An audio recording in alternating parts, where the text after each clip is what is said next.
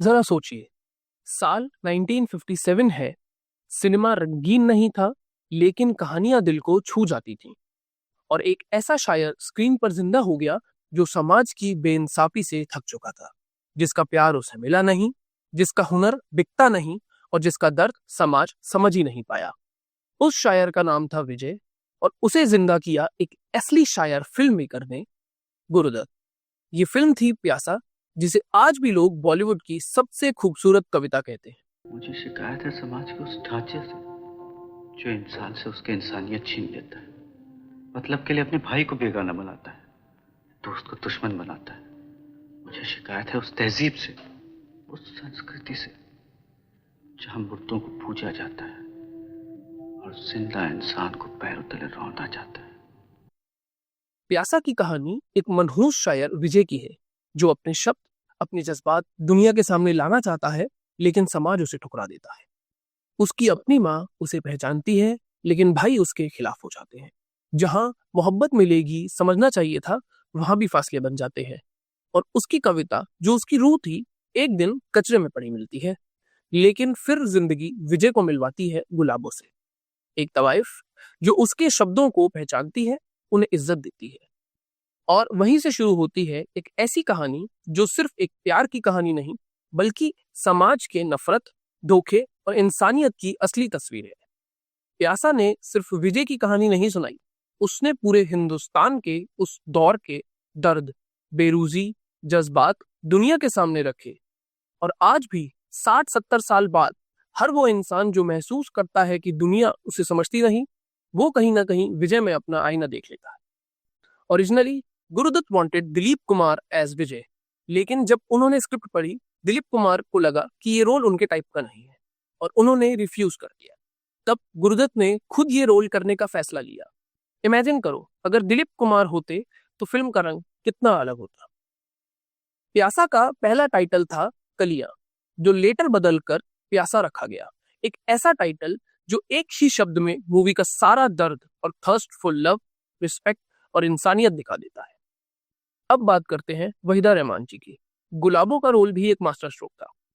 उस वक्त वहीदा जी एक नई स्टार थी, और गुरुदत्त ने उन्हें प्रोस्टिट्यूट का रोल देकर सोसाइटी को चैलेंज किया कि कभी कभी सबसे बड़ा इंसानियत का दिल उन्हीं के पास होता है जिसे समाज गंदा कहता है। ये कागजात कैसे हैं? हैं कुछ विजय ने अपनी नज़में कहता है।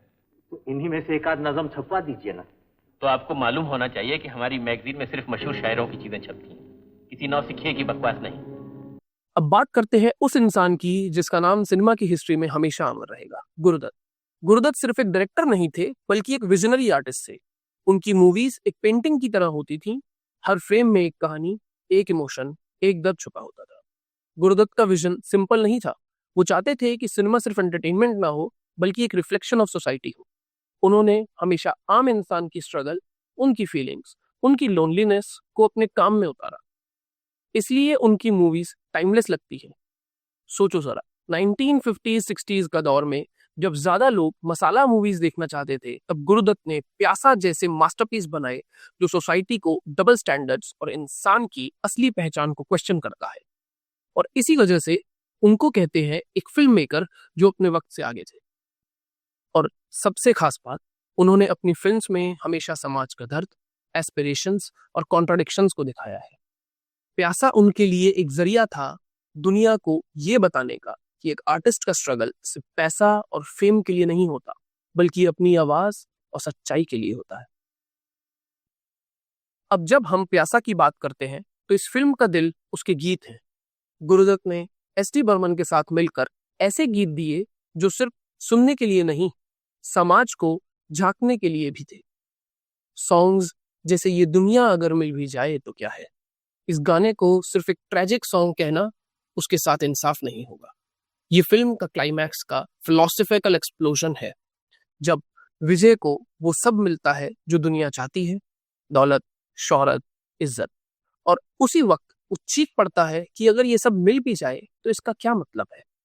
गुरुदत्त ने इस गाने के जरिए सोसाइटी को एक आईना दिखाया है कि एक ऐसी दुनिया जो सिर्फ मटीरियलिज्म और फेकरी पे टिकी है, लेकिन इंसानियत और असली जज्बात उसमें कहीं खो जाते हैं। मोहम्मद रफ़ी की आवाज और साहिर लुधियानवी जी के लब इस गाने को एक टाइमलेस रिबेलियन बना देते हैं। ये गाना एक इंसान के अंदर के खोखलेपन का नेशनल एंथम बन जाता है। और दूसरा गाना, जिन्हें नाज है हिंद पर वो कहाँ है, ये गाना तो एक मिरर था उस समाज का जहां महिलाओं का शोषण होता है और लोग फिर भी अपनी नाक ऊंची रखकर बोलते हैं हम सब ठीक है। गुरुदत्त ने गाने को एक बैकग्राउंड स्कोर नहीं बल्कि एक करेक्टर बनाया जो समाज की हिपोक्रेसी को एक्सपोज करता है। दोनों गाने एक साथ मिलके प्यासा की रूह को शेप देते हैं। पहला गाना दुनिया की बेईमानी और दौलत के खोखलेपन को एक्सपोज करता है, दूसरा गाना समाज की नफरत और हिपोक्रेसी को। और दोनों ही गुरुदत्त के विजन का एक्सटेंशन है, cinema as a moral commentary, not just entertainment. हवा का रुख देख कर बात करते हैं अपन। जब आपका पल्ला भारी था तो आपके साथ थे, अब विजय का पल्ला भारी है तो उसके साथ जाएंगे। You scoundrel, get out! आला बरबर। 1957 में रिलीज हुई एक ब्लैक एंड व्हाइट फिल्म और आज 2025 में भी अगर लोग उसके बारे में बात करते हैं तो ये कोई छोटी बात नहीं है। प्यासा सिर्फ एक फिल्म नहीं थी बल्कि एक कल्चरल रिवॉल्यूशन थी। फिल्म ने दुनिया भर के क्रिटिक्स को हिला दिया था। टाइम मैगजीन ने प्यासा को ऑल टाइम 100 बेस्ट फिल्म्स की लिस्ट में शामिल किया। ब्रिटिश फिल्म इंस्टीट्यूट के क्रिटिक्स पोल में भी प्यासा को दुनिया की टॉप 100 ग्रेटेस्ट फिल्म्स में जगह मिली। और आज भी IMDb पर फिल्म की रेटिंग एक कल्ट क्लासिक से कम नहीं है। बॉक्स ऑफिस की बात करें तो 1957 में प्यासा एक सुपरहिट थी। उस जमाने में फिल्म ने करीब 2 करोड़ का बिजनेस किया था, जो उस वक्त का मैसिव नंबर था। लेकिन असली रिकॉर्ड ये है कि प्यासा ने गुरुदत्त को इमॉर्टल बना दिया। हर जनरेशन इसे दोबारा देखती है और हर जनरेशन अपना एक नया मतलब निकालती है। दोस्तों, अगर आपको लगता है कि सिनेमा सिर्फ मनोरंजन है तो प्यासा आपको दिखाएगी कि सिनेमा एक जज्बा भी हो सकता है।